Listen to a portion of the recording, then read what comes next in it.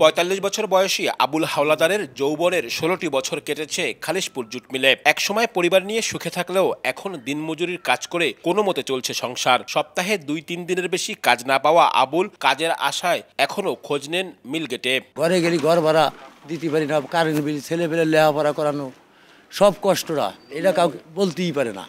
আবুল হাওলাদারের মতো একই গল্প খুলনা অঞ্চলের ২০,০০০-এর বেশি পাট শ্রমিকের। আর্থিক ক্ষতির কারণ দেখিয়ে ২০২০ সালে এ অঞ্চলে ৯টি রাষ্ট্রায়ত্ত পাটকল বন্ধ করে দেয় সরকার। চাকরি হারান স্থায়ী অস্থায়ী প্রায় ২৫,০০০ শ্রমিক। ধীরে ধীরে কর্মমুখর খালিশপুর অঞ্চল রূপ নেয় রুগ্ন অঞ্চলে। কেউ দিনমজুরি করছেন, কেউ রিক্সা ইজি বাইক চালিয়ে কোনো মতে দিন কাটাচ্ছেন, কেউ বা কাজ না পেয়ে বেকার হয়েই আছেন।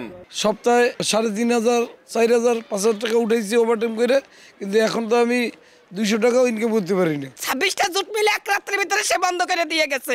এই আমার কপালে ছিল। পুরো খালিশপুরটা একটা মরুভূমি হয়ে গেছে। নুন আনতেই পান্তা ফুরে আর কি কইলেই চলে। কোনো ন্যূনতম যেটা মজুরি, সেটা তো ইজারা ভিত্তিকে যে কটা মিল চালু হয়েছে এটা আদৌ দেওয়া হয় নাই। অতি দ্রুত আমাদের এই পাটকলগুলো চালু করে আমাদের রুজি রুটির ব্যবস্থা জানি অন্তর্বর্তীকালীন সরকার করে। মাত্র ৫,০০০ কোটি টাকা লাগতো মিলগুলো আধুনিকরণ করে, মেশিনগুলো করে চালু করতে। প্রোডাকশন ৪ গুণ বাড়তো।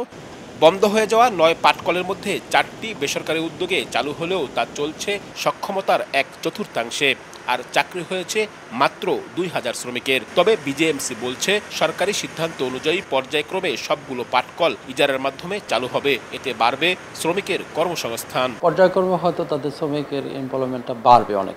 আমরা যতদূর জানি একটা মিলকে আমরা হ্যান্ডওভার করার পরে তারা তাদের মতো করে চালাবে। জনবলের কথা বলছেন, হয়তো ওই রকমেরই যে একটা মিলে যেভাবে চালু করছে, বিশেষ করে যে যায় জুট মিল, এখানে প্রায় ১,০০০-১,৫০০ শ্রমিক কাজ করে। রাষ্ট্রায়ত্ত মিল বাদেও গত এক দশকে এ অঞ্চলে আরও অন্তত ৫টি বেসরকারি পাটকল বন্ধ হয়েছে। শুধু পাটকল নয়, গত ২ দশকে এই অঞ্চল থেকে হারিয়ে গেছে নিউজপ্রিন্ট, হার্ডবোর্ড, টেক্সটাইল মিল, দাদা ম্যাচ ফ্যাক্টরি সহ বহু শিল্প প্রতিষ্ঠান। অর্থনৈতিক গতিশীলতা হারিয়ে এসব এলাকা এখন অনেকটাই নীরব। তবুও এই অঞ্চলের হাজারো শ্রমিক আশায় বুক বেঁধে আছেন পুনরায় মিলগুলো চালু হয়ে কর্মমুখর হবে তাদের এলাকা। আব্দুল্লাহ আল মামুন রুবেল, সময় সংবাদ, খুলনা।